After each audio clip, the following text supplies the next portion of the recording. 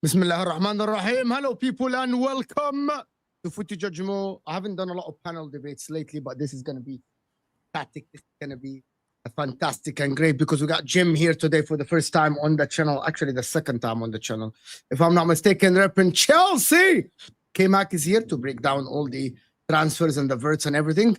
And Mike Das is back with a bang after a while. Gunnar Souls will be joining us.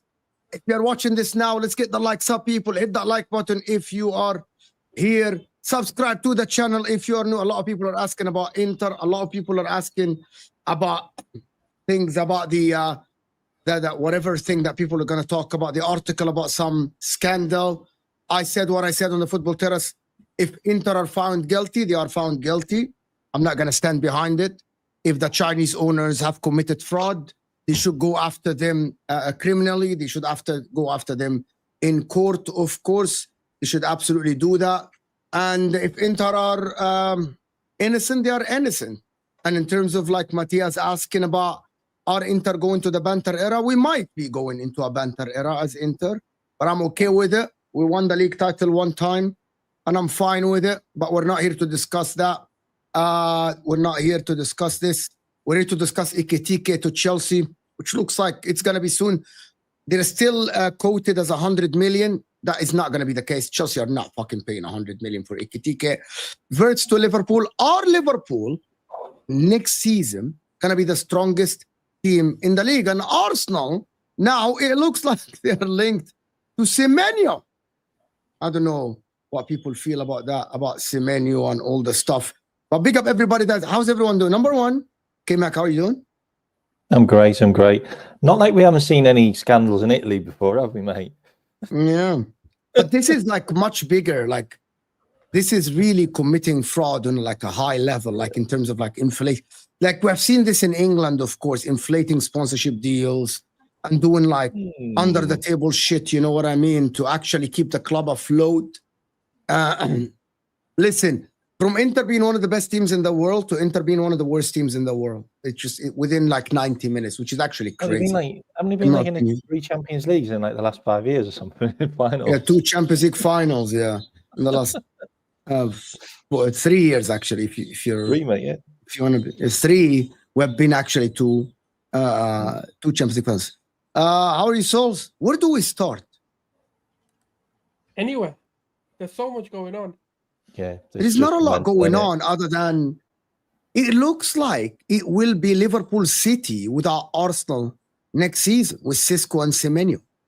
Can we just get right into it, right? Can we just get right into it? Guys, big up everyone that joined us from Hussam. Hit that like button. I'm just going to be honest. This is the panel to discuss something that was presented in the football terrace. Man United are signing Buemo. They're looking at to get Eucharist or Mateta. They're going to get Cunha. We're looking at the front line, maybe Arsenal with Sisco, Semenyo, Saka versus Wirtz, a striker for Liverpool, and maybe Gakpo or Diaz on the left wing. Chelsea with, what's his name? Delap, another striker, Neto, Estevao. Are we really thinking here that Arsenal will challenge for the league title next season? Be honest. Is that a title challenging front line? Is that phase 5 Arsenal versus phase 2 of Arne Slot versus phase whatever of Pep Guardiola? Chelsea are building a team with a midfield that is, it looks like it's the best midfield in the league. Are also going to be left behind. What are you laughing? Your laugh is so sarcastic. They're still going to be there or thereabouts because they've got a brilliant defence. Got a brilliant defence. They'll still be there or thereabouts. Yeah, what I would say is that it's still very early doors in the market. Lots can still happen. Obviously, we're not really, we don't know what's going to go on. What I would say is, out of experience watching Arsenal in the market, they just generally very slow. They have had a lot of hype this season because now they have Berta and he's meant to be the guy that has all the links and to the Jokereses and other individuals, which has brought a bit of excitement to the club. Yet to be seen, may I say. Obviously, it looks like Zubimendi might possibly be their first signing coming through the door, but I don't know yet. I think at the moment, have you not watched the news lately? Zubimendi said that he might not join Arsenal. Not seen the news lately. Yeah, potentially. I don't know. I think it's early doors. I think if the league started tomorrow, Liverpool for me would be favourites, in my opinion. City, Cherki, Rangers. Today was Reinders, wasn't it? I mean, Cherki, that ain't even been confirmed yet, is it? No, it is. They already agreed personal terms, and it looks like it might be tomorrow or the day after, something like this. Like Wirtz for Liverpool. Yeah, Cherki looks like a replacement for Kevin De Bruyne, even though he's a different type of player, in my opinion, in that 10 role. Yeah, potentially. I don't know. I still think if Liverpool get a striker, and I think they're going to get a striker, even with Wirtz, I think there's a potential that they might get a striker. If they get a striker, I think it's game over. Personally, I wouldn't be so. Here comes the underdog. Here comes the leopard in the No. I wouldn't. I never bought into that. I just wouldn't be so definitive. You never know what's going to happen. I mean, I haven't publicly even acknowledged the fact that Wirtz is going to be a player because what is this now? 10 days of a saga going on. I don't. Germany game. Listen, I don't give a shit. I don't. After last. I do not care. After last summer with Zubimendi, you could tell me, you could have his mother on video saying my son is coming to Liverpool. I don't give a shit if I don't see the dotted line sign. I'm done. I'm not gonna say he's a Liverpool player. The only player who's a Liverpool player is Jeremy Frimpong because he went to the AXA training center in a Liverpool jersey and he's officially in the squad. But with that being said, I do think he will most likely be that. But I'm not going to talk like he is my player yet. Regardless of that, I think that when you look at City, yes, they're active in this window, but everyone just seems to forget that they spent 260 million or whatever odd in January, and those players barely played. Outside of Marmoush, almost none of those players hit 10 appearances in the second half of the season. What's the indication that if I add 3 or 4 new pieces, all of a sudden that's just going to magically gel because it's Pep Guardiola? Not to say that it won't, but I don't think that that's a surefire guarantee. You can't ignore the fact listen, 1,000%. Yeah, they will be more consistent with Rodri and their team. But to me, Liverpool ended on the point amount that we ended on out of necessity, right? Like once we won the league, it didn't matter. But I'm perfectly capable of believing that we could have won the rest of those games. We could have finished on 90, 91, 92 points if we were pushed to that, right? Arsenal, listen, regardless of what they're going to do in the summer window, I'm not going to be disingenuous. Injuries did take into effect why the gap was so big. I don't think that injuries would have made them win the league because I think that when they were healthy, we had a 9-point lead. So regardless of that, I was 3 games ahead of you. But I think that you fell way behind because of that. Or at least that was a contributing factor. If you have more health, going into next season, I don't see Arsenal dropping to like fourth, right? I also don't see them dropping past third. So when we want to define title challenge, are they going to push? I mean, I think they're going to be in and about when it comes, to December time. They'll probably be within 5 points, 6 points of the league. I don't think it's going to be a 9-point gap on January 1st. But do I think that next season, Benjamin Sesko and Semenyo are going to be what get them over the line and finally win them the league? I'm not willing to put money on that. Really, I don't think if I was an Arsenal fan, I'd be really underwhelmed by that. I really would. I'd be underwhelmed by Sesko and Semenyo. Semenyo misses so many chances. I think he's had more shots than any other player in the Premier League, by the way. I know he's like left-footed, right-footed, and can play on both sides. I get that. And maybe they just want a guy that can just cover those areas in case Saka does the limp again, or whether they all fall out with Martinelli like they always do. But I'd be really underwhelmed if I was Arsenal. They should be shopping at the big table. They should be going for the big guys. Like, they really should. Like the fact that they're spending 80 odd million on a guy that they could have had for 50 million in January when they needed a striker is just bizarre.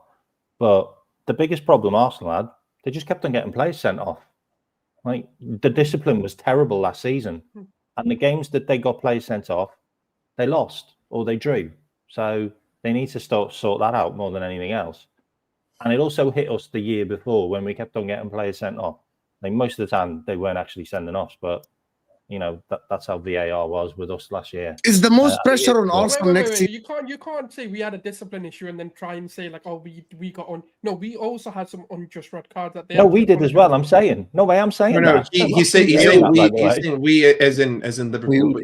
It was the royal we. It was the VAR royal we. Don't worry about that. Okay. No. I just wanted to, because you started saying discipline issues and then changed to Liverpool and said we got unjustly red carded. I was like, yeah, some of them we deserve that for us as well. That's all. Arsenal do have, I think, out of any club in all of the Premier League, I think that Arsenal have the most pressure because they have decided to stick with Arteta again. The expectation last season for Liverpool was not to win the league, and yet Arne Slot did it, right? And ultimately, if we don't win the league next season, I'm not going to be sitting here screaming Arne Slot out unless I lose the league by 30 points and it's very clear that he's just completely lost his marbles, which I don't even think is the case. When it comes to Manchester City, to them, all that matters is we just need to become fighting again. Like, I just need to be in and about. Like, I don't need to win the league, but at the same time, it should be a race down to the final day, or at least I need to get to the Champions League final. Chelsea, they have their own journey that they need to go through. They're moving forward. I don't think that they're going to be starting this next season saying, I want to win the Premier League, but they're going to say, I want to be in and about it. And I want to make a decent run in the Champions League. And whatever happens, happens. And then the rest of the league, there isn't even a conversation for whether or not they're going to be title contenders. So when it comes to everyone on this panel, there's without a doubt that Arsenal has the most to lose this next season, considering the fact that Arteta will be out. And then what are you going to do? Who are you going to sign? I mean, like, I don't like Arteta, but please name me a manager that is available that will go to Arsenal that can win them the league or be better than Arteta. But for me, if that's the discourse that we're going to be having, if no one can come in for Arteta, then the project was a failure to begin with. Because the idea shouldn't be that a manager is so reliant on making a project a success. It should be something which is built for beyond that. Like, if you look at Jurgen Klopp, one of the reasons why Jurgen Klopp will go down as a dynasty for Liverpool is because of what he left for Arne Slot to take over. Don't get it twisted. This isn't me taking away from what Slot did. Obviously, coming into your first season with a new team, new pressure, whether people think, you should have gone for the league or not, we already knew this was a title-winning squad, like, regardless of, individual agendas and stuff like that. Salah, Van Dijk, Alisson, Trent being in the team. These guys are world-class, out and out, some of the best players in their position. So Slot's taken that over rather than a mess that a lot of managers have. But in terms of the discourse that's been going on, I do think it's a bit ludicrous to sign off on Arsenal and say, they can't compete for the title again. I know obviously some of the players that were linked to seem underwhelming. But if you actually go back into La Liga and look at what Andrea Berta has done under Atletico Madrid, this is exactly how he negotiates. He doesn't leave himself short. He doesn't leave himself in a vulnerable position. He casts his wide net, and Jem knows this because I've been saying this from the day he signed. And, you know, he uses the media to manipulate deals for his favor because he knows that we're in, like, for example, anyone who we negotiate with knows we want a left winger because we've made it quite blatantly obvious we want one. And we've also made it quite obvious we want a striker. Now, the rest of the positions, you can call them a bonus signing, whether they're depth signings or whether they're going to be prospect signings for the future. But a striker and the left winger is the one that's being demanded the most. So when we go in for someone like Rodrigo and we're putting all our eggs into that basket, Real Madrid are going to come there and absolutely fleece us. The player's going to try and fleece us as well. But if we go, okay, we've got Rodrigo, we've got Nico Williams, and regardless of whether you rate these players or not, for example, Sesko, Semenyo, you know, Gyökeres, you know, Isak, and the list kind of goes on. For me, what he's doing is he's trying to put himself in the best position to negotiate. Like, for example, if the Zubimendi deal was to fall out and he had a backup option, cool, we're still getting a player in that position. Let's say Gyökeres changes his mind and goes, you know what, I want to be the guy who rejuvenates United for whatever reason, and he decides to go to United. We're not going to be left short because we'll still have the Benjamin Sesko deal that's been worked on. The issue that Edu always had was he put his eggs into one basket to try and build a relationship with that specific club. Didn't want to hurt their feelings. You know, he didn't want to have datings and, you know, other girls that he might date and, you know, actually try and link with. All he wanted to do was, this is the player we want, and that's all he'll do. Berta doesn't operate that way. And even if you look at Atletico Madrid, his track record for signing attackers and actually getting him into a league, because even the season he signed and the season they won the league title, the season before they kind of just started coming in and becoming a stable Champions League team, coming into the top four. Berta came in as a sporting director, signed, I think it was Griezmann that season. He signed the likes of Diego Costa and stuff like that. And that propelled him into league-winning positions. And that's what I think the decision, and maybe the hard decision of getting rid of an Edu and bringing in someone who's going to challenge the quota and actually say, look, this is what we need to do to win. I'm confident that Berta will get the job done. And if he doesn't, this is the sword they've decided to die on. That's Arteta that's got to go. That's Berta that potentially has to go. That's this project that may have to be rethought. For me, this season isn't about me trusting Arteta, me being Arteta in, me being, you know, trust the process kind of guy. This is you make me trust the process now and go and deliver, because I've backed you. And a lot of people who know me can attain to this. And even Mo can say, I've been shamelessly Arteta in, and I've been defending the guy for the entire amount that he's been here. But even I can acknowledge that there has to be a deadline to this project. And that to me is now. If you can't deliver after only needing a few more players, then this to me is failure. Like complete failure. Thank you for the rebuild. Thank you for bringing us stability. Thank you for bringing us these memories. But I need a guy that can get it over the line, because the likes of Saliba aren't going to wait around. And Liverpool are only going to get better. Look at what they're doing this season. This is unprecedented. And I might be out of line for saying that, but this isn't something Liverpool fans have seen their club do. Go and spend 130 million or whatever on a single player. Granted, he's worth the price tag. He's one of the best prospects to come through, you know. And then and they're not stopping. They're going and getting Kirkes. They're going and getting, obviously Frimpong's been done, you know. And they're not even stopping there. They want to sell Darwin Núñez, Jota, you know, maybe a few other players, and bring an attacker in as well as striker. They're going for Sesko as a Gyökeres and rivaling us for that. Look at City. £250 million spent in a winter window, which never gets seen, and then they still bolstering the squad. So if we leave it too late, we're just going to get so left behind that it's not even worth the discourse of trying to back a manager like Arteta. Just go get a winner. So that's just my views on it. You're muted. Oh, you're on mute. You're muted. So I muted myself while drinking the tea so people won't hear. Everyone is sleeping on Chelsea in the current moment. Like everyone, I'm not going to say that Chelsea will win the league, but everyone is sleeping on Chelsea.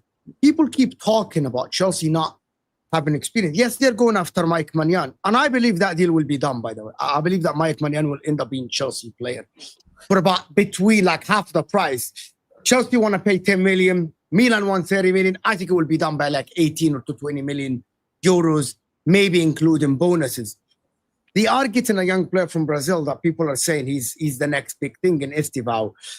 And players like Caicedo, players like Enzo, players like Palmer, people talk about not having experience, and I stated that this morning when I was talking on my solo show. This is Caicedo's 4th full season in the Premier League. That is a lot of football that was played by this player. Enzo Fernandez now has played a season in Benfica, if I'm not mistaken. And now it will be 3.5 seasons, his 3rd season, his 3rd complete season at Chelsea as well. Cole Palmer, that will be his 3rd season for Chelsea. That is Colwell, 4 seasons, if I'm not mistaken, at the top flight. Or 3, if I'm not mistaken. This will be his 4th. Yeah. This will be his 4th. Kukurea, Euro winner. Reece James, probably his like 8th or 7th season or something like this with Chelsea. So these players that have an experience. Oh, but Chelsea don't have experience. They have experience within. Like people still talk about Caicedo and Enzo as they were signed this season. No, they have played full seasons. Like McAllister, for example. McAllister now are considered an experienced player. Declan Rice the same. Odegaard, Saliba's not a young anymore. He's an experienced centre back. So people keep saying, "Oh, of course, Man City will be back with their team, with Rodri and all these players, with Pep Guardiola." But people are sleeping on Chelsea. I believe with the right signing, Chelsea might not win the league, but they can be the outside chance. There's 2 ways of thinking about Chelsea. I think one of the things is, which might be a mad statement and a lot of people might get shocked by, the worst thing that can happen to the league is Chelsea winning that Conference League, and I'll tell you why. Because it's the same way that Pep actually breeds a winning mentality by winning the Carabao Cup. It may not be a prestigious trophy. It may not be a renowned trophy that people are going to sit there and absolutely bolster about. But what it does, it gets that winning feeling in the club and going, actually, this is what it feels to go at work so hard to go and win a trophy. Granted, Chelsea are way above the Conference League. We know that this isn't a stature thing, but it's about what that does. The second way I look at it, now they're coming into unknown territories with this set of board, this set of players, with this set of managers, etc., where they're now playing Champions League. You don't really have the affordability of rotating against every opponent. Now, there might be some where, okay, cool, you've got 1 or 2 games where the opposition's a bit weaker, so you can rotate in those, but you might come across an Inter Milan, you might come across a Barcelona, you might come across, the Arsenals or the Real Madrids, where actually you need to go in and play 2, maybe 3 games in that week with your full squad. And that's the reason. It's not about writing them off, but I think they're the 2 angles I look at it. I think they're just an unknown quantity of how well they can cope with the 2-3 games a week and not having as much rest. Whereas within the Conference League, they can afford in the earlier stages to maybe take a Palmer out, maybe take a Caicedo out, take an Enzo out, and play a bit of youth, and they can get the job done. So I think that's the angle I'm looking at. An entire different second team, didn't they? In the conference. Yeah, that's the difference with Chelsea next year. Like, they need to cut quite a lot of players out their squad because they're not good enough. Like, they're not good enough for the Premier League. They're not good enough to compete with some of those players. They've got quite a few centre backs, like who? Quite a few wingers. I mean, those 2 French lads, just for example, like, they're terrible. Yeah, they're both terrible. Like, they've both been terrible. No, Malagusto's not bad. Malagusto's good. Not him. Badashile. So Badishile and Desassi, he's talking about the Champions. Yeah, they're just not being Badishile might go. They might sign 2 centre backs, a goalkeeper, a striker. And Nkunku's not work for them. Mudryk has not worked for them. Noddy Madueke is really Noddy Madueke is not bad, to be honest. In the league, he's not bad. He's a very good squad player that can play against at least 12 teams out of the 19 teams you play. You can really start with Madueke. He want to play first team football. He's an England international. He wants to play first team football. No, it's good enough if he plays like 30 games or 25 games. And then you've got about 55 goalkeepers they've got on the books. They got only 3. Sanchez, Petrovic, and 3. Jorgensen, Petrovic, and Sanchez. I just remember them signing about 10 goalkeepers. Kepa's going to be signed permanently by Bournemouth. He's a goalie, isn't he? I know he's not coming back, but he's not coming back. We know that. No, Chelsea will be like there. The problem with Chelsea are, in my opinion, there are 2 players that are problems with Chelsea: Sancho and Raheem Sterling. Very high wages. Gone anyway. He's not gone. He's not going to accept lower wage. They're not paying that like 5 million or something. They took the option of Sancho's leaving. Sterling is coming back. Right? That's 300k. Nkunku has to go now. You know what I mean? Nkunku has to go. Badiashile is not on a low wages. Right? I get it. But I think Sterling is going to hinder. Chilwell's been dumped in the reserves. We've got a very long list of players that I think are going to be sold. Don't be shocked if there's around 10, 15 players. There'll be some that we're going to get burnt on because we've spent lots of money on them. We're not going to be able to sell them for what we originally got them on, and we're just going to have to take a loss on. That's going to happen. And there's going to be others where we might be able to break even, like, Nkunku, or make a little bit of profit. For example, like Carney Chukwuemeka, who was over at Borussia Dortmund and stuff, who I don't think gets back into the team as well. Chilwell, I think, will probably go on loan. It's equally important as it is that we're going out and addressing the areas that we need to strengthen going into next season. I think it's equally as important that we make sure we get rid of these players that are just not good enough for Chelsea at the same time. There's talks about us getting a centre back. There's talks of us getting Gittins on the left. The winger market, I don't know if you guys agree with me, but the winger market, I just find very meh. Like, I don't really look at it. I like the winger market. Look, Ari Rodrigo, who is probably going to stay now at Real Madrid. No, there's Bradley Barcola who could potentially be. There's Barcola, there is Leao, there is Lookman, there is Gittins, and now you go to the second string, which is Semenyo. There's a lot of wingers. Leao at Chelsea is just a recipe for disaster. Isn't it? For me, even Nico Williams is another one. No, they're not the type of profiles I think we need. I think Gittins, when you look at Gittins' potential, he looks like a player that, even though we question, he could be looked at very questionable because he's young and he has some weaknesses to his game. Fair enough, they all do. But I look at him as one that has potential because of his a range of dribbling ability. He's being 2-footed, cutting inside on his left and his right, taking shots.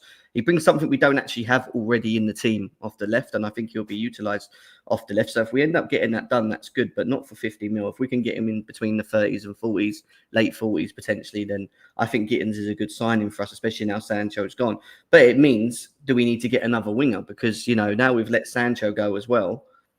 And Mudryk obviously seems like he's not going to. You're going to go with 4 wingers next season. Neto, Jackson, Neto, Madueke. In my opinion, that is Chelsea's. Neto, Madueke, Estivao, and one more. That one more is the problem. I was just going to say, they're both right-sided wingers, really. Neto and Estivao is going to be on the right. Madueke is going to be on the left. Gittins is going to be on the left. Haven't Chelsea got a winger that's on loan in France at Strasbourg who's doing really well? What's his name? Another Brazilian, by the way. How many Brazilians? No, I've got loads off the top of my head, to be honest. But obviously, we've got Santos coming back as well. The one area I think that we're really okay with is our midfield, because we've got a young lad called Asigu coming in next season. Well, what about playing Jackson left wing? Well, this is the option, really, because we've Jackson seen him was do a winger before you signed him, by the way. Well, he earlier on in the season, everything he played to make a good winger. I just don't see him as a striker personally. But I don't think an inverted left forward for Jackson is a bad idea. Maybe playing off the lap as well. I think that could be an option now that we've got the lap. Sorry, I thought it was Angelo. He got sold, mate. Sorry. Yeah, but we still like, it's all fun, it's all okay getting an experienced goalkeeper who, by the way, I think for the value and only having 1 year in his contract and being paid 60 or K a week in AC Milan, bringing him over, I think helps this young defence that we have, and I don't mind it going forward. But I do think we still need to look at the striker, and Ekitike is one that I don't know. I don't know what Ekitike along with Dela. I don't get it. I think that a lot of people, when looking at Chelsea, we're hyper focusing on players, right? And I know that that's what you're supposed to do, but at the same time, you need to take a step back, right? Like, what was one of the biggest psychological problems with Chelsea? Not a single player on the pitch at any given moment trusted the goalkeeper, right? So if you sign a new goalkeeper, all of a sudden, psychologically, that gives your back four a completely different perspective, right? And then when you look at the amount of goals that they conceded, which was 43, I mean, that's not terrible, but they only scored 64, right? So yes, front line needs a little bit of changing, but I think that just overall, psychologically, defensively, they need a new goalkeeper. But so we had the third best defense in the league. We had the third best defense. The XG for goals against you was quite bad. Like, it caught up with you in the end. In terms of what goals, 1,000%. Third in the league, but we're not far off. But I'm not just talking about what you're conceding. Like, there can be moments where you don't give up a goal, but you can't score a goal because you can't defend. And for one reason or another, you're not conceding, but that still doesn't change the context of the game, right? Regardless of that, to me, overall with Chelsea, their biggest issue right now, I think, is among the fan base and the culture around the club. If you look at Chelsea, since 2019, they have finished above 70 points twice. 2 times in the last 7 seasons. In the last 6 seasons, they finished above 70. Not a single Premier League winner in this decade has had lower than 80 points. Do I think that all of a sudden next season we're going to see a 15-point jump from Chelsea? Right now, to me, I don't see any indication of a 15 even without all of this to 20-point jump. But I tell you, without all of this, I think if just the same exact team with Sanchez in goal, you add a Eucharist to this team, exact same team, huh? Oh yeah. I think Chelsea get 12 to 15 points more. Yeah. And Okay. I'll tell you why. I'll tell you that. I'll tell you why. Just to add to Eucharist, that. Yeah. It's just its context to it. It creates a lot of chances. It's simple. What people also forget Chelsea is that do create a lot of chances. Enzo Fernandez and Cole Palmer are I think they're in the top 3 or top 4 in chance creations in the Premier League. One was on 86 and the other one was on 78 chances created in that team throughout the full season. There's so many games. Yeah, I remember playing Ipswich at home. We had 34 shots at goal. 34. Yeah, and I think the game was a draw, or we won just by 1-0 or something like that. There's so many games where we create enough. The creating is not the problem. It's just having that box presence, someone that's able to make the difference in the box and create, put the chances in the back of the net. That's been Chelsea's problem for years, not just this season. For years, this has been a problem because we haven't replaced Diego Costa. It's been a long time, and we need to get that right. I'm not saying Delac comes in and scores 30 goals this season. I don't think he does, but I think he's got a good opportunity to get at least 15 goals in the Premier League for us with the creation.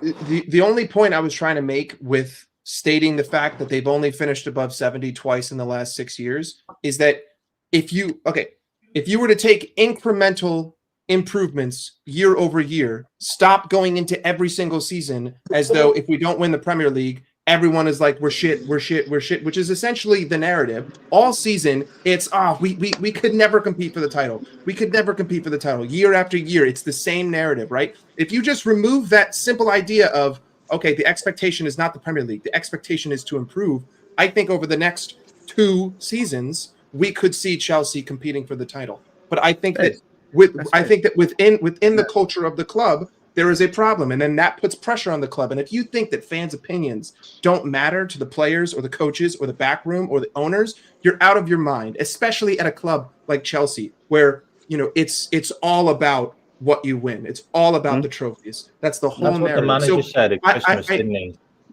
I do think that Chelsea, if they got a new striker in, 100%. Could they get 12 points better? Yes, without a doubt from last season. But do I think that the winner next season is going to be on 84 points? No. Do I think that the winner this season would have been on 84 points if there was a second place team that was chasing them and those last 5 games had to mean something? No. So ultimately, I just think that incremental improvements are what Chelsea should be looking for. And then two years from now, they will be competing for a Premier League championship because you have an excellent midfield. You have good strikers. It's just you don't have the clinical edge. You have decent defenders, and you just need a goalkeeper, right? But it's the incremental improvement that I would rather see rather than can we compete for the league next season? I also think that from now on the league's going to be normal, as in it's not going to be 90 points, it's not going to be 100 points, it's not going to be that ridiculous point scores anymore. I think the league's going to go back to normal like it did for a long, long time before Manchester City just started taking over. And I think it will be, you'll win the league 80 to 88 points, maybe. I think that's just going to be because of the strength of the lower teams. Because all the other teams will catch up. They're doing. And actually, a lot of them, I know obviously this season we're looking at Brian going to United. We're seeing, something like Cunha, for example, also leaving Wolves. But when you look at it, a lot of them are able to hold on to their talents a lot better than they have done in previous years. So you're right. Maybe that's all, the point totals that we're talking about, 90. Can Arsenal get it? Can City get it? Can Liverpool get it? Can Chelsea even reach that? I don't think is going to be the narrative because of how many more teams are going to compete. I think it's always been 2 teams at a push that have competed for the league title. If City, Liverpool, and Arsenal, I think the total wouldn't have changed. I think it might have just been spread a bit more evenly and maybe just been a bit more competitive in that sense. So I agree. I think it's a hard one to call. Ahmed, is your team going to have the best attack in the league with Mateta and Buemo and Cunha? Ballers, bro. Listen, yeah. We're signing all these players, yeah, but look, at the end of the day, they're all under that awful manager in Amorim, bro. So, like, they might look good on paper, yeah, but listen, mate, yeah. Ahmed's Amorim out? I had no idea. Yeah, bro, listen. Mbeumo and Cunha are solid deals, innit? Like, on paper, they're very good. It shows that Man United will always have the pull, no matter how rubbish they are. But the thing is, yeah, Man United have been buying solid, good players post-Ferguson with no plan. So, and they've been hiring the wrong managers. So, like, at the end of the day, we'll see how these players perform under this manager. Because for as much as I am happy about us signing them players, because let's be honest, Mbeumo rejected Arsenal, Newcastle to come to United. Let's get that straight. He actually did. And Tottenham too. So it tells you the level of the pulling power that United have. I'm not saying that Mbeumo is some world-class player. He's a good player in it at best. He's a decent player. He'll do a job. K-Mac loves him. Who? K-Mac loves. Yeah. And listen, if out of the 2 signings here, I'm more excited about Cunha because he's got everything in it. I'm not saying Mbeumo doesn't have qualities, but Cunha for me seems like the better deal. But both of them are a good addition to United. But for me, yeah, I'm just worried about our midfield. Like Midfield. Yeah. He's not bought any midfielders. Yeah, that's my worry. Like, that's my. The worry only way I'm gonna say he rejected the rest do not have the midfield for the manager to play his system. Did Arsenal even And put he in still a hasn't bid bought for any Mbeumo? players Like, that fit it. Like, it's exactly. wild. Like what? Like that's like saying Arsenal were interested in Koyim Kelleher. Like I can say whatever I want, but it doesn't make it true. Can I ask a question that was asked to me on the Football Terrace? Where would you rank Man United's attack, 3 attack only, if they get Mbeumo, Gyökeres, and Cunha in the league? Very high.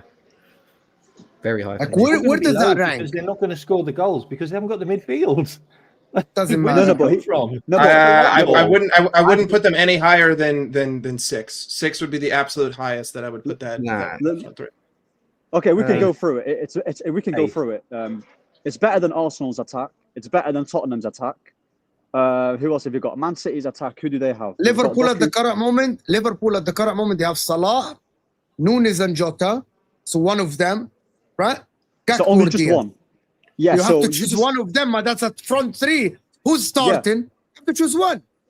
Yeah, but if you're talking about the whole attack, no. But we're talking about front 3 starting week in, week out, right? We're talking about starting. Yeah, they're like 6, 7. But they're not. That's the best attack. But you need to understand. They are okay. Let's just assume that Arsenal signed those 3 players were the best attack in the league. Let's assume that Arsenal signed Cisco and Semenyo, right? Why Semenyo though? Semenyo is like the weakest link. Even if they signed, okay, who else? Give me another player. Nico Williams. If we're gonna do riddles, what if I sign fucking Rodrigo? He's not. He's not like. No. Williams is the highest reliable linked one. Semenyo. Williams is not. In my opinion, Williams is not gonna leave Spain with 300k a week. He's not even that good anyway. He's not.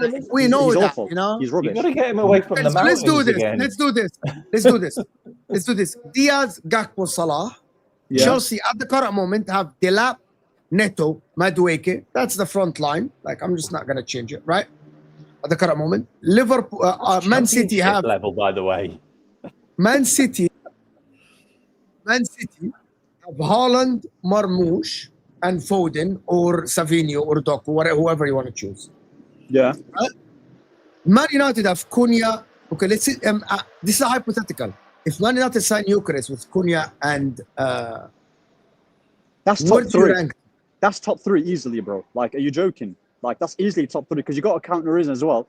Is that even though you're going to talk about Mbeumo and Cunha, Ahmad's also in that attack. Do you get what I'm saying?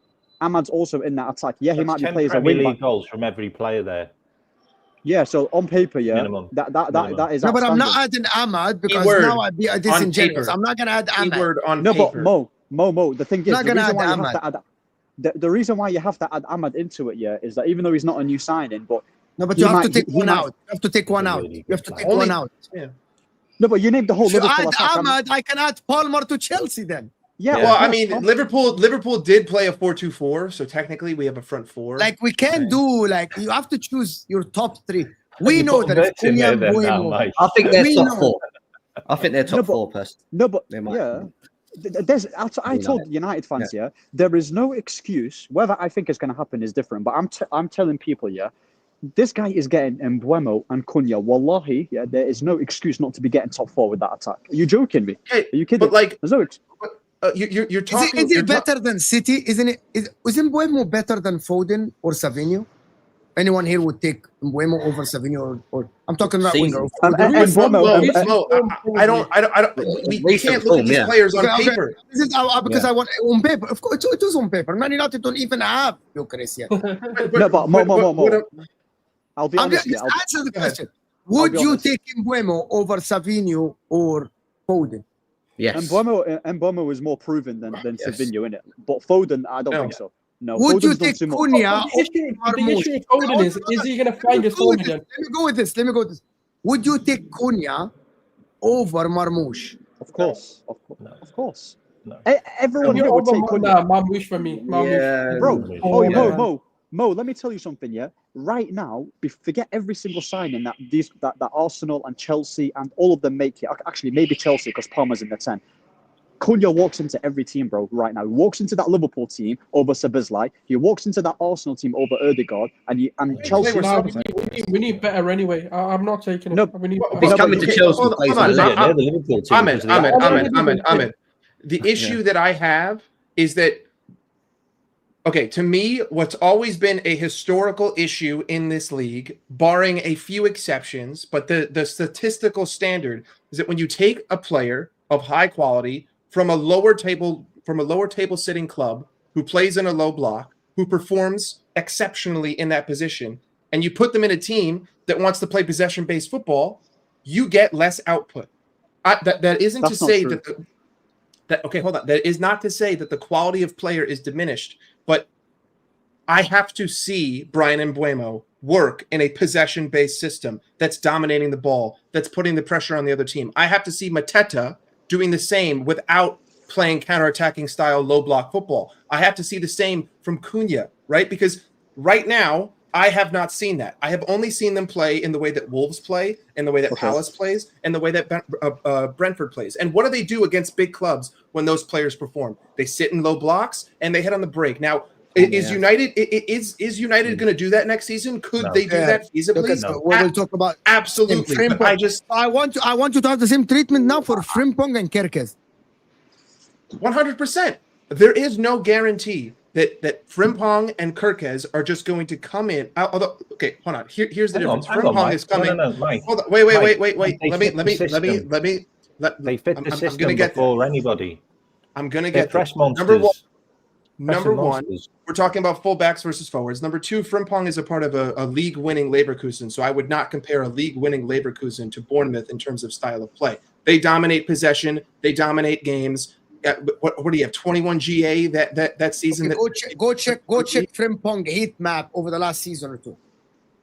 Kerkez. He's not a Premier right League back, experience. No. and he's not Broski. We're not buying him to be a right back. Similar to Salah.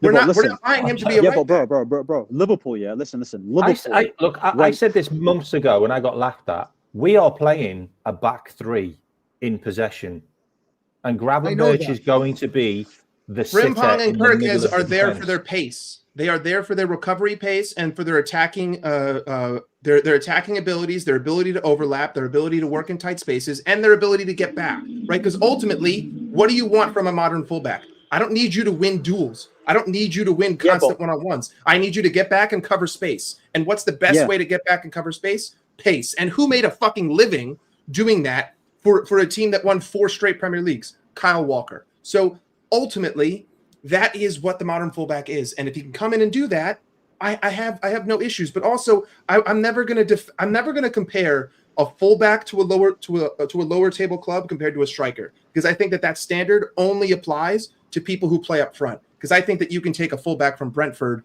and you can make it work at a Manchester City. You can make it work at a Liverpool. It's the striker that I think, or it's the people that score the goals that I think have the massive difference between a top level club and a lower level club. But regardless, Kirkes and Frimpong are essentially going to be hybrid midfielders that just run back and cover space. Gravenberch isn't going to be expanding. It's going to be him, Konate, and Virgil sitting back while everyone else is trying to control possession. So I don't think it's Delap. So Delap is getting the biggest jump out of all the strikers, to be honest. If that is the logic.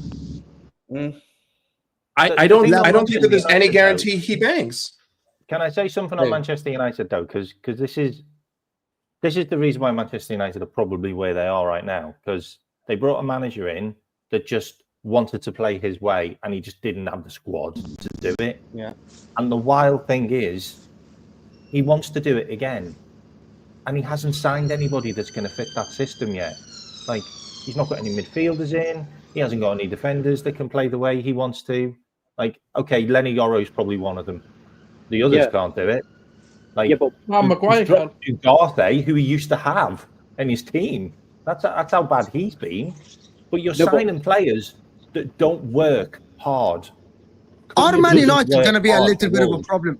Is anyone here thinking that Man United will be a little bit of a problem next season? At all? Yeah. Against big clubs, maybe. Could get relegated next year. I'm saying it now.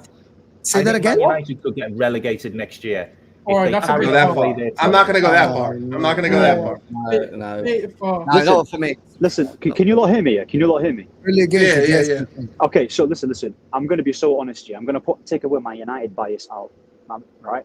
Man United are not going to do anything remotely serious. And when we talk about serious here, let's talk about top four. They're not going to get top four. They're not going to get top six. They might get 11th or 12th here. It's going to be a little bit of an improvement, because if you buy better players, right, especially Cunha and Mbeumo, you're probably going to get more goals and scam more points. But overall, we're not going to be an amazing footballing side. That's all it is, bro. We're not going to be serious in terms of that. One game a week might help us, but I've seen how we play football throughout 90 minutes under Amorim. It's absolutely awful. So even if you do add Cunha and Mbeumo, yeah, we might score more goals because they're better than Hoyle and the Garnacho. But where's the longevity in that? Like, are we gonna take Mbeumo and Cunha to the next level? If he was joining, for example, Arsenal, who are a lot more stable, or joining Man City or Liverpool, then they would be absolutely amazing signings, because, bro, there's better systems down there, and there's more of a cohesion and more stability. Do you get what I'm saying? So have you not got any confidence in your board improving what you've got anyway? That's what I don't understand. This guy wants Amorim sacked today. I have zero confidence in Radcliffe. I have zero confidence in Amorim as well. So, but people say to me, "Oh, like, why are you so like negative, bro?" Like, it's not about negative. I'm just being realistic. Innit? I've seen this club. Anyone can blame you. Yeah, I've seen this club come 16th with a bottle of Europa League trophy, and like, bro, like, it's not. There's nothing to look forward to. Yeah, these signings are nice, but if you look at Ten Hag's third season, we bought Xerxes, we bought Lenny Yoro, Ugarte, Mazraoui. Who else did we buy? All these players. Delict as well. How good was that on paper? But look how that turned out. So as much as these players are going to be great, yeah, but we've been buying good players post-Ferguson. We've been buying great. We bought Sancho, we bought Pogba, we've got Ibra, we've got all these players. So you need to make it all click. With Man United, they don't know how to make it click. That's the problem. But would you say United and the Brian and Wombos or that kind? Because I see them as sensible signings more than the Sanchos, the Pogbas.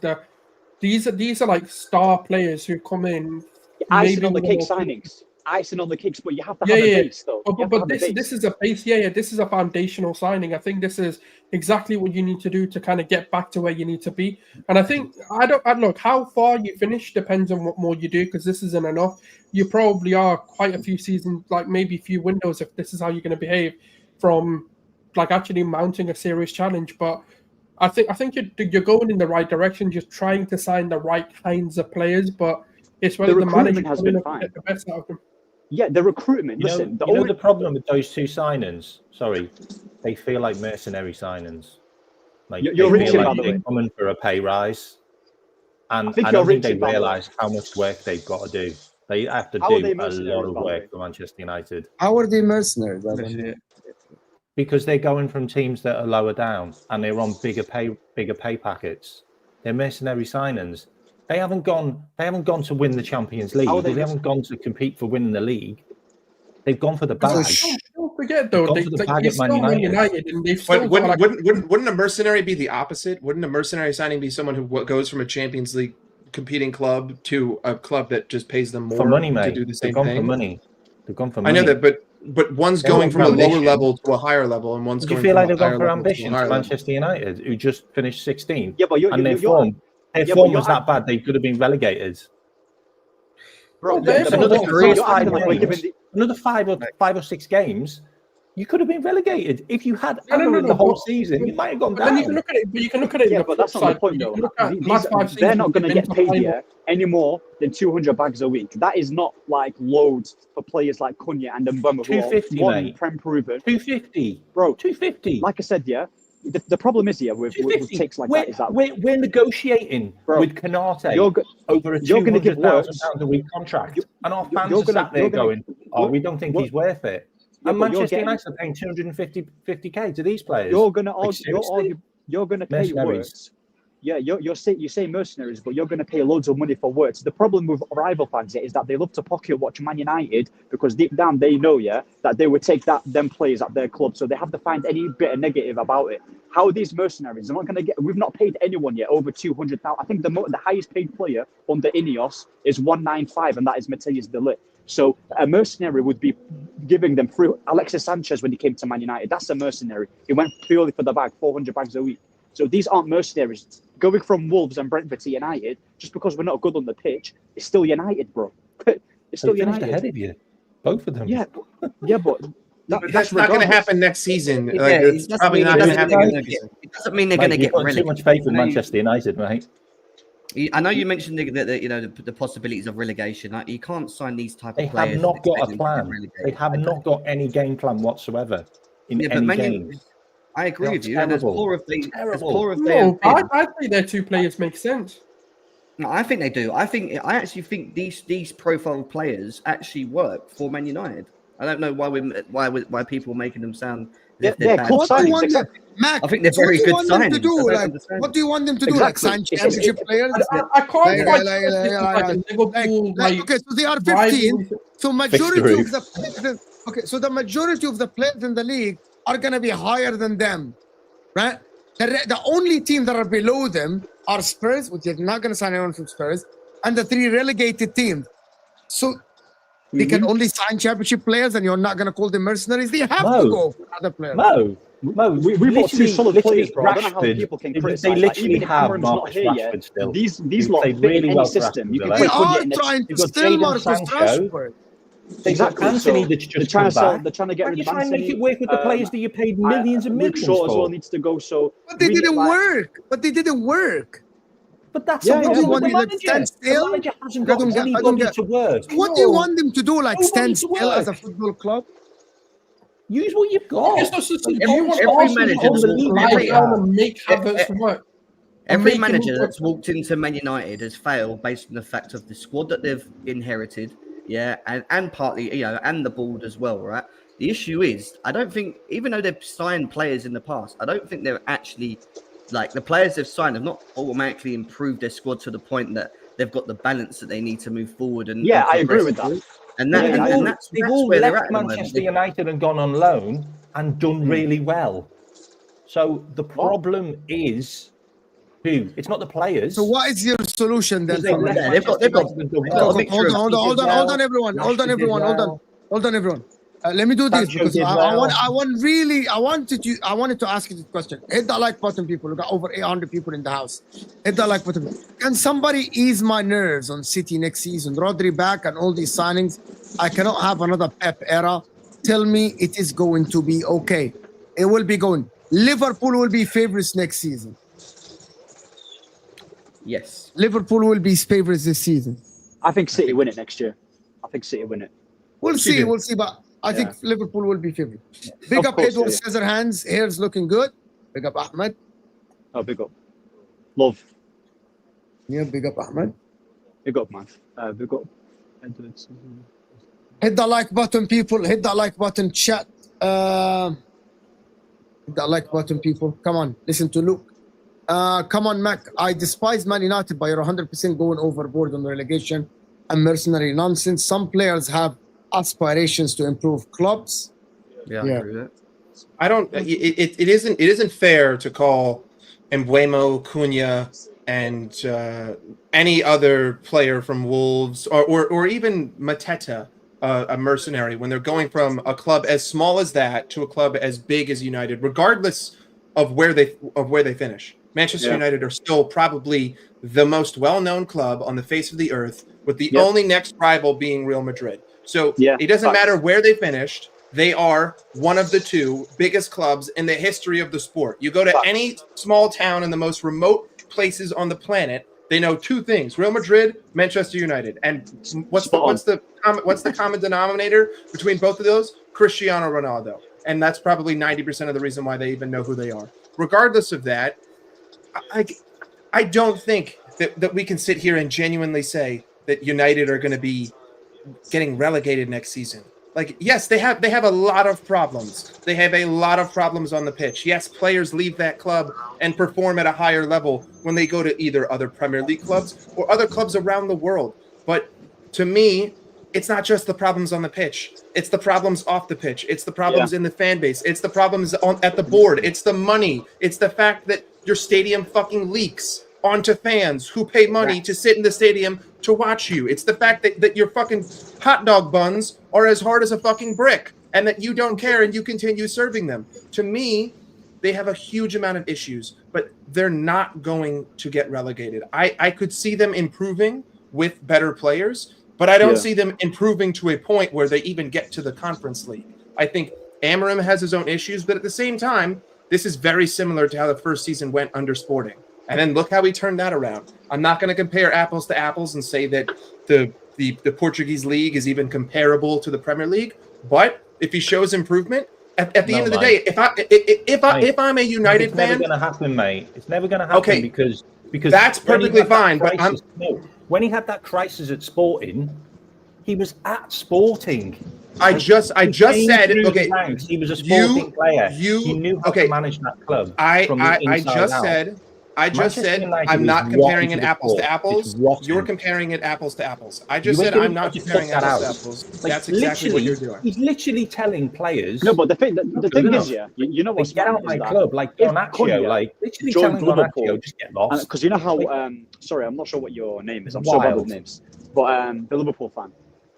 He said that, Mac, thank you. So he's saying that, Mbeumo is going to be 250. We don't know what the wages is, firstly. And secondly, if Mbeumo signed for Liverpool for 250, he wouldn't be saying, it's a mercenary thing. So I don't understand. I think he's reaching. I agree in terms of, like, the club's a mess. It's got too many problems, like the stadium, there's no plan. And buying players, it's like putting a plaster over, like, a wound in it. So it's still going to... It's going to get exposed eventually, that wound, once again. But, bro, like, I think he's doing a bit too much in it. Like, I'm pretty sure they're going to be buying. Oh, seriously? What? Have you actually looked at your form? Bro, listen, you don't need to tell me about relegation form. If the three teams weren't as bad as they were, and they were averaging the same type of points as the last 10 relegated teams, Manchester United would have been in the thick of it. But they also did have Mbeumo and Cunha last season. So, and that's all, like I keep saying, that's automatically improved their squad. If my grandmother had wheels, she'd be a bicycle, but she doesn't, so she isn't. Like, I get it. I don't agree with the relegation thing. I think that's a bit over the top. I think they've brought in players that can improve the squad. They bring goals. I think the countering element of it, of them getting in behind. Bro, the thing is, Mac is talking about if buts and maybe they're going to get relegated. Listen. You want your goalkeeper gone. So So now you need a new goalkeeper. Yeah. Your centre backs. A couple of your centre backs are going. I don't know what's going on with your midfield. Like, what's even happening with Kobbie Mainoo, who was supposed to be like the next big thing? Like, he's not even playing him. Like, he's told Garnacho he can go. Rashford's fell out. Anthony's coming back to go. Jadon Sancho doesn't want to play for you. Like, do we need to carry on? Like, Casemiro's got no legs. Like, by the way, we really need to carry on? Because you need a rebuild probably to stay in the Premier League. Well, that's how I know you don't know what you're talking about, because Casemiro has been arguably our best midfielder, bro. Like, him having no legs here.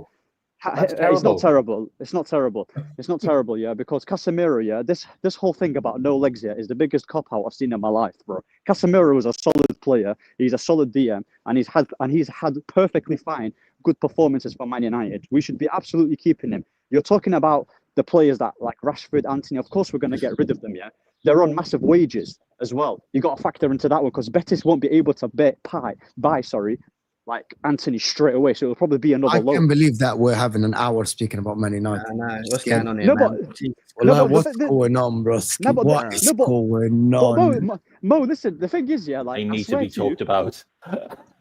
bro, the thing is, Mo, imagine, yeah. Listen, I know it's never. Listen, it might not happen for a long time. Biggest club in the world. Bro, you got We're beat Man by United. Tottenham in a final. Bro, listen. Absolute The way how, shame. listen, why does Max sound worried, bro? Like he's over analyzing everything, bro. We're 15th. We're I'm so happy with Liverpool right now. I don't need to talk about them. No, but listen, at the end of the day, yeah, like, bro, like the window's not done in it. So I don't know why people are trying to. It's You too know, early. I'm not trying to run the show like until like midnight here. So to be honest with you, like, but no, listen, Mo, be honest, Mo. Be honest, Mo. You are, yeah. Even yourself, yeah. Aren't you surprised? what do you mean, even yourself? What do you mean, you fraud? What does that even mean, even yourself? Listen, you fraud. Listen, Oh, fraud. fuck. Listen. Listen, deep down, yeah, you know, innit, like you're a bit surprised we got them two players, innit, considering how bad we've been. You have to admit that. Do you not admit that? I am a little bit surprised that both shows you over other clubs. But I'm really looking at the. Okay, so to be honest, if Mbuemo joins you on 150k a week, Yeah. that means he really rejects. If he gets 250k a week, I know that no one in the league will pay him 250k. You know that. Yeah. We know that, right? It depends on Cunha's wage as well. Like, but Cunha wanted to go to Man United. He wanted to go to Man United. If he does, like, to be honest with you, but in my opinion, and I'm just gonna say this, Amorim is not a bum. Amorim won the league with Sporting Lisbon. Yes, he had a bad time. Yes, he had a bad time at Man United. But we need to remember that this is a coach that won the league with Sporting Lisbon. That there are other clubs that wanted him. He was on Chelsea's list. He was on Liverpool's list. He was on he was on Man City's list at some point. Yeah, he was. Yeah, but they rejected him though. But my point is, if you have a manager like this on your list, that means you think he's good enough even to be on the list. Like, in my point, if they present good project to these players and tell them we're going to sign a striker, Mbuemo, you're going to get all the game time. Cunha, you're going to get a lot of game times. We are keeping this. We're signing that. We're signing a left back. We're getting a goalkeeper. Why not be the player to actually come in? It's not a one-off player. Like, they're not going to Cunha and telling Cunha, you're going to be the center of the project. No, they're telling him we're going to get a striker. We're getting him Mbuemo. We're keeping Diallo. We're signing the goalkeeper. Amorim is there. I believe that is the project that has been sold. Yeah. Right? It's the same when Chelsea signed Caicedo or Enzo Fernandez. You're not telling me that Chelsea went to like, you're the only one we're signing. No, we're getting this, we're getting that, we're getting this guy, we're signing, we're building a dynasty for Chelsea, starting by you. And I believe some players get lured into this. Let's be honest. Some players get lured into these things. I'm going to tell you something. Does Mbuemo go to Arsenal start over Saka on the right side? Let's be honest. No. If Mbuemo goes to Liverpool, is he starting over Salah on the right side? Is he starting even at Chelsea over Neto, who they signed for 60 million? Yes. Yeah. Mbeumo is That's better your than- opinion. Yeah, That yeah. is Neto your is opinion. rubbish. He's rubbish, mate. That is your opinion, but I'm telling you, No. Chelsea Don't say Chelsea cannot go to Mbuemo and guarantee him a starting place. You get my point here? They can't come to Mbuemo and tell him, you're going to come in, we're going to build over you. He can tell him, come in, you're going to try to compete with Neto on the right side. There's Estivao coming as well. They can't guarantee. At Man United, he probably like, guaranteed. Yeah, we're going to get that amount of games, blah, blah, blah. You know, like, I'm just going to tell you, the only club that is good. I'm just, even Cunha starts, right?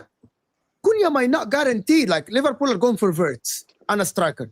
Does Cunha start for them in the center of the pitch? He doesn't. Wirtz is there. Does he guarantee the start for Man City? I'm going to tell you something. Does Cunha even guarantee the start if Odegaard is there? Will Yeah. Opinion. My point. Yeah. You're not getting my point. That is your opinion, and that may be my opinion. You get my point? That might be my opinion. I would start Cunha over Odegaard. But will Arsenal go to Cunha and tell him, come in, you're going to be in the heart of that midfield? Yeah, but No, bro, that's Arteta's not doing this. No, he Yeah, but- ain't that good now. Let's No, not. no, listen. You get my point, Ahmed. So Yeah, I I don't get you. understand. Mac's point is like they're going to be mercenaries. No, they are going to be the center of a project that is Exactly. being built. And that Exactly. is a way to lure in players. I Right? agree. But that's what I'm saying. Yeah, Yeah, I exactly. agree. Like, I'm So not, bro. it's not only about the money. Yes, you can ask for the money, you can ask for the wage, but at the end, if you're going for a club, you want to start, especially in a season when there is a World Cup. You don't want to go to fucking Chelsea or Man City and sit on the bench for the whole season. Then the last day of the season, Brazil is picking the squad and you're being left out. You know what I mean? And you're being left out because you haven't played the game. Yeah. People look at these things, you know what I mean? Like, people look at these things. And that Yeah, is but why I think them joining Man United makes a lot of sense for them. Yeah, they start here, they start there. Wallah al-Azim, Cunha is not even to guarantee to start over Diaz and Gakpo at Liverpool.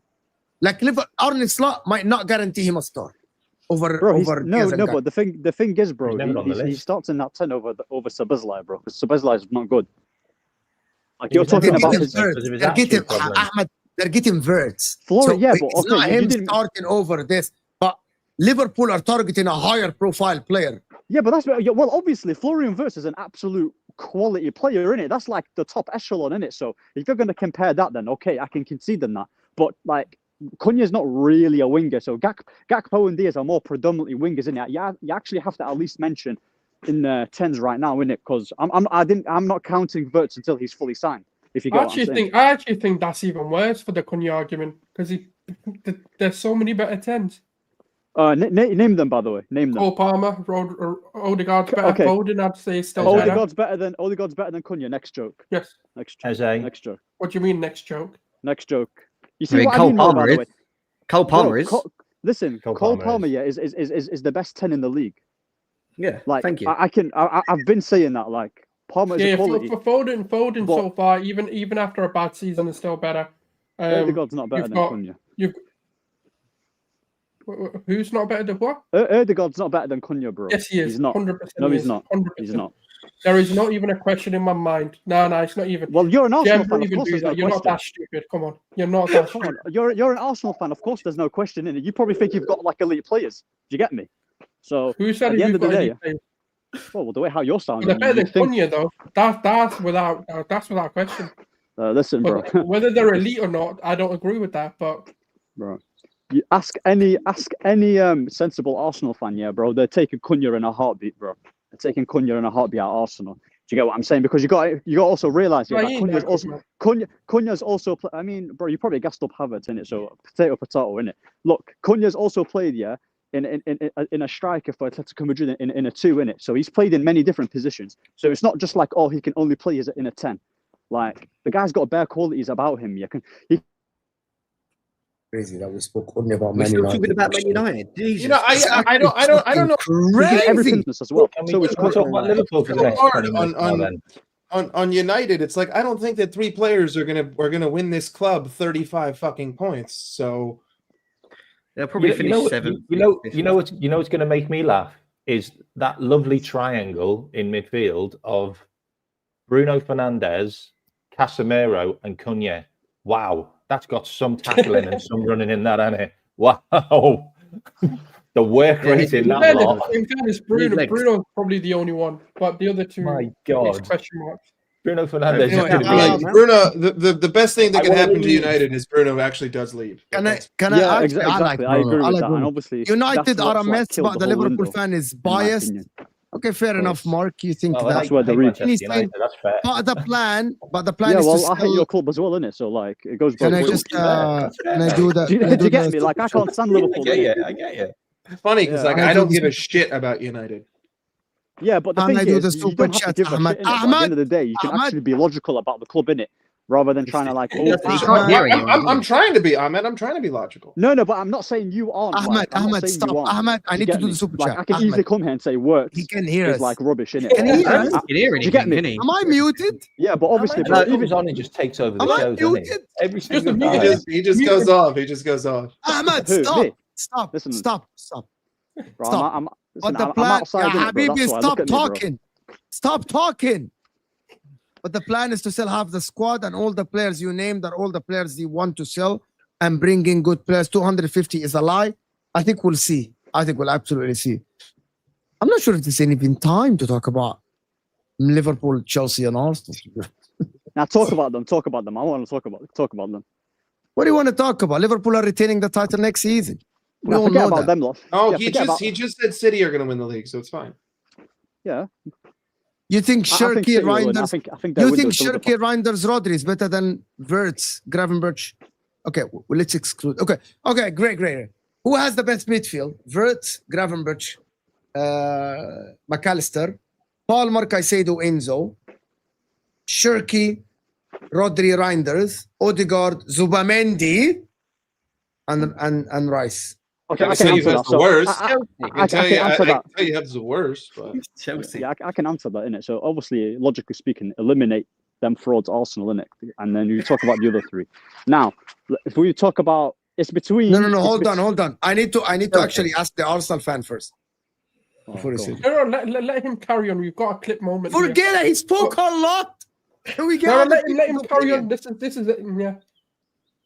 Go I on. don't Can I like get your opinion, Souls, as well, like about All right. this? I'm not gonna For me, lie. look- Like Chelsea's midfield is pretty Chelsea. bomber. Like, It's Chelsea, like, man. that is a pretty bomber I'm sorry. midfield. Souls. Wait, the best. Ahmed, are you in gonna my go home? And then you can bring Lavia in as well. Like we want him as well. yeah, but we can't. Okay, I don't like this idea of just. You can't just isolate midfield and say, okay, on paper, who has the best three? I mean, you could theoretically, It's a fair point. but like that's it's such a crazy argument to me because three players three players do not win a game. On paper, who may have the best based on merit in the Premier League? Chelsea does, based on their performances, based on the merit in the league. Now, a big issue here being that 33% of Liverpool's did not play a single game in the Premier League. Now forget that. Let's just say like In we his entire assume they're life. going to bring their talents over and they're going to be a success, right? I think it depends. I actually think it's between City and Liverpool. The reason being, I think if you're looking at attacking dynamics, I think Liverpool definitely outweigh everyone else, and they've got probably the best dynamic midfield. If you're looking at the most solidified defensive and powerhouse of a midfield, and you're looking at. No, I'm not hearing it. I am not hearing. I mean, it. his midfield's got some I really seriousness don't care, behind Jim. it, like.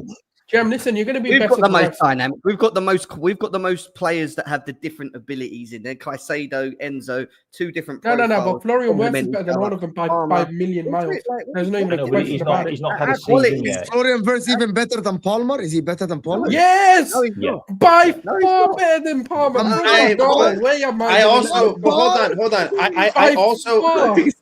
I also No. think that Chelsea play in a way that flatters their midfield more than Liverpool plays in a way that flatters their midfield. I also think you have to take Yeah, that well, into next season, account. trust me, When- man, with Wirtz coming Okay, in, but everything's because they got I Caicedo in cannot. there. I'm not going to sit here and make a judgment call off of a hypothetical. That is a hypothetical. I have not seen Florian Wirtz in this midfield, and I'm only basing my judgment on what I have seen on the field in a 38-game season. So, like, you know, I think anyone here would be crazy to say that you would not take a double pivot of Caicedo and Enzo Fernandez. I just think that that's fucking ludicrous. Yeah. And could I also say on the Wirtz thing as well, like if we were comparing Wirtz and Palmer right now, would Wirtz have the same first season as Cole Palmer did for Chelsea? It depends on where he plays. And Assuming he plays in that 10 role, let's just say. Why does it matter though? Because the second season find was out shit. next year, mate. You'll find that next year. If he okay, here again, here's another issue. If he plays in that 10, and Diego Jota is my striker, absolutely fucking not. But if he plays in that 10, if he plays in that 10 and I get someone who can play 30 games a season and have a better than 5% conversion rate, then I think that there's a real possibility that he could have more GA in a season. Fair enough. Because ultimately, He's got Gakpo and Diaz, who have both scored 10 goals each. He's got Mohamed Salah, who had the most GA in the history of a 38-game season. And then he would have McAllister behind him, Gravenberch behind him, two excellent midfielders, one of which fantastic, progressive, going forward, can score goals, can play the ball in behind. And then he would have an actual bagsman in front of him. The dynamics of that team would allow him to. No, but hold on. Can I ask you something? Who do you think is going to be? Okay, so you're assuming that Liverpool will have a bagsman in front, right? What if Chelsea get another striker next to the lap, which is they are targeting? How's that going to do to Cole Palmer? More assists than what he had, and Enzo Fernandez more assists. Enzo Fernandez had 20 GNA this season. If we had a striker up front, he'd have been over 30, and that's not even a joke. And I think Cole Palmer would have followed that as well. I think you're looking at it the wrong way. And the reason I say that is because Nicholas Jackson missed. He had 18 big chances in front of goal that he missed. Right, cut that in half with a clinical striker up front. Easily. But what you've got with Chelsea though, is you've got two guys who are your top performers having to perform, so they're having to get into those positions more.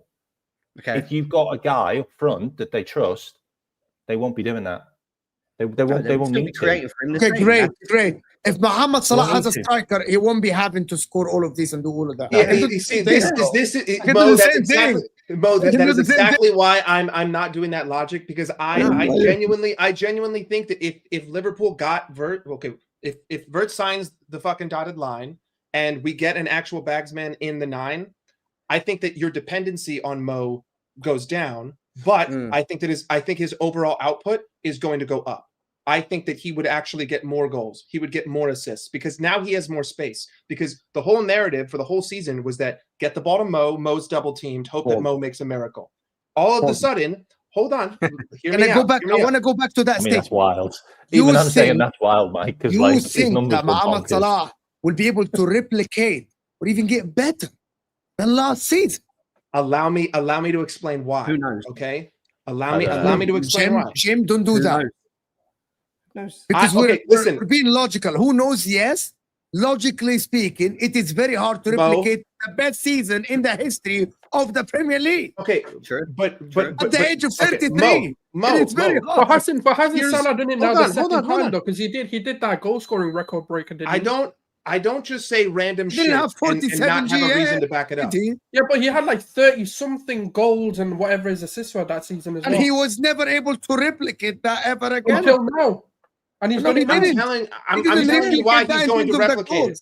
I'm telling you why. But he done two like phenomenal seasons. That's what I'm trying to say. Mohamed Salah did that this past season, being the daddy of the entire front six. If you watch the way that we play, every time Luis Diaz had the ball, it was cut in, go across, get the ball to Mo. Every time Dominic Szoboszlai had the ball, it was run straight, look for Mo, get him the ball. Every time Darwin Núñez had the ball, it was I'm going to go where I don't need to be, and then I'm going to get the ball to Mo, right? Mo had everything working through him. If you add another player, all of a sudden, I now have a central attacking threat, which means that I can't just double up on Mo. I can't have two of my defenders being solely occupied on containing Mohamed Salah. And what happened at the end of the season? Mohamed Salah's numbers went down. He also missed a lot of chances. He could have had a better season. If Mo had a better striker, he would have broken the assist record. I literally watched in the last 6 weeks, Diogo Jota, Darwin Núñez, and the rest of the front four miss chance after chance after chance. If you put a bagsman in there, he gets more assists, not only because he can score, but because Mo has more space to get him the ball. If I put a 10 in there, I can now create through the center. Not only is Mo going to score more goals, but now Mo has another option to get the ball to in the box. Mo can't get doubled up as much. Mo has more freedom. Mo also has bagsmen to get the ball to. To me, it's every possibility of him being able to replicate it. That doesn't mean that he will, and I'm not saying he will. I'm saying that it is not implausible, and it is perfectly possible. By increasing the other options in attack, he gets more space, more freedom. And what happens when you give Mo more space and more freedom? He scores more goals and he gets more assists. That's what he had at the beginning of the season. That's not what he had at the end of the season. And that's why he stopped scoring as much, why he stopped assisting as much. And he also missed a couple empty netters. He missed an empty netter in the last game. In the second to last game of the season that would have put him on 30 goals. So.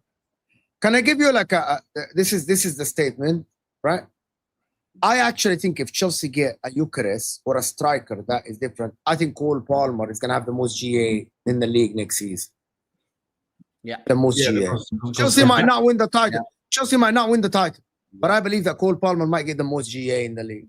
Yeah. And by the way, Yeah, that doesn't mean he's going to be the And best. Enzo will be That doesn't- second. By the way, I'm just going to tell you, that doesn't mean he's going to be the best player in the league. Might be Wirtz, the best player in the league. It might be Salah. But in terms of numbers, the reason why I'm saying this, because in Cole Palmer's bad season, he had 21 GA. Right, his bad season. Right? Imagine if he bounces back and he just get a striker. Cole Palmer might have the most GA in the league. What are you He'll doing? get 20. What So the he's fuck are you going to doing? get 27 Huh? assists.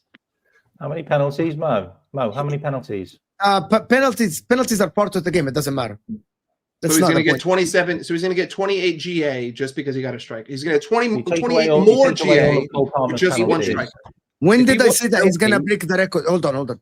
When did I say he's gonna break the record? You When- just when said did- he's going to have more GA than Mohamed No, Salah. then Yeah, well, obviously, because he's like a better next player. season. Yeah. Like I never said that he's gonna my break bad, the my bad, record. my bad, It my would be bad, close my to bad. 30 GNA if we had a Jokeres up front. and so Like would I believe Fernandes. he might get like That 30 would be- plus, 35, 30. I'm not gonna I agree. breaking Muhammad. But okay, listen. If someone breaks the record of Mohamed Salah, by default, he's the best player in the league at that year. It doesn't matter what any other people do. Because Yes. that means you're breaking the record of the historical. You'll always be in the Yeah. history books. You know what I mean? Like that. But I'm not saying that he's going to get like 50 GA. That is crazy. 50 Yeah, but GA. like, my thing If he is, gets 50 GA, he's the best player to ever play in the Premier League in one no, but season. my thing is, yeah, my thing is that if you have the most assists, that doesn't always mean like you're the best creator like that. That's not how I agree. do you get what I'm agree. saying? Yeah, I So, agree. yeah. And no one said other. Like, no, I didn't say other. I just think that the way Cole Palmer plays, I think he can get a lot of GA because Chelsea, if they don't get like a goal-scoring wingers, it will all fall back on Enzo Fernandez and Cole Palmer to create, to That's cool, score. That is what's going to happen. Yeah. And I think that is what's Right. going to happen next season. Can I just say the thing on Salah, by the way? Look, I'm a massive Salah fan. Like, you know, Yeah, we know. heart on my sleeve, all of that. More than me. Salah I'm will never get a goal record and assist record like this season ever again. that So might like- not even happen in the and the Premier League reason again. why, hang on, we're kind of missing the key part, really. The reason why is because Mo was playing like it was his last season at Liverpool. He said it. He was 10%. He was 10% sure that he might stay at one stage. Mo was playing his last game every game at Liverpool, and that's the reason why Mo was But like also he the was. whole weight was on his shoulders. and Same as Palmer. numbers Same as Palmer the season reduced. before. Hang on 2 seconds. And Mo's numbers reduced drastically when he signed his contract. You can't deny it. You Okay, but can't no, deny it. Yeah, that's okay. he didn't need to Correlation again. is not causation. The Nah, league was Mike, wrapped up. Mike, league was I wrapped love Mo. I love Mo, and I love my club. But there's no way Mo's going to get those numbers again. He just isn't. And if we're adding Florian Wirtz, who's basically done what 20 GA every season for the last 3-4 years, like at his club, like he's going to take GA. Then you've got the likes of Frimpong, who gets like 10, 15 GA. Then you've got the likes of Cody, who's doing 25 GA, and Diaz doing 25 GA. And then you've also got the likes of Kirkes coming in, who can do 10 GA. And then you've also got the likes of McAllister, Dominic Szoboszlai, Curtis Jones, all chipping in with 10 GA. You'll naturally get It goals might and be assists Salah that because puts the balls in the back It's of the just net. going to be for all spread them. across the team more. yeah, but the reason why they Mo is not going to drop below 30 GA in the Prem next season. It's not going to happen. But he's not going to hit those numbers, Mike. I never said definitively that he would, but he could. He easily He's could got do a the lot same more thing. creativity around him, isn't he? When you look at it going into the season, he's going to have Wirtz, Kirkes, people around him that are He's going going to have way more space. More He's gonna have space. so much Other more players space. will score goals. Huh? Other players will score There's no, goals. there- Other there's players will no, score there's no goals. Be creating for guarantee. him. He's your forward. He's your talisman. At the end of the day, he's your main man. Relevant to who comes in the door. Do you know what I mean? He You're won't always be. gonna- He won't be the main. He will be the main man, but he won't be the main man in front of the goal. Like they will I think get he will. someone to fucking put the ball in the That's, post. that's, Let's that's get a if we striker. buy a striker. That's Yeah, if we if buy you a buy a striker. striker, yeah. But yeah, they are trying to ship Nunes and buy a striker. That is the plan for Liverpool Football Club. Listen, I don't say anything until I see that dotted line sign. Thank you, Martin Zubimendi, for traumatizing me. So Yeah. Anyway, guys, hit that like He'd button. go to Real Subscribe. Madrid. Bro, I think Arsenal will be the laughing stock if Martin Zubimendi goes to Real Madrid.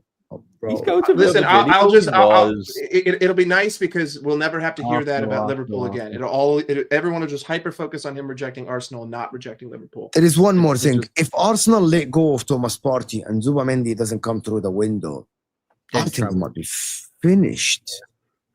Yeah, like, they're gonna be in like trouble. they need to sign 2 midfielders now of that quality, which is later on there is one in the world, like which is only one. If they get rid of their best number 6 here, that'll be hilarious.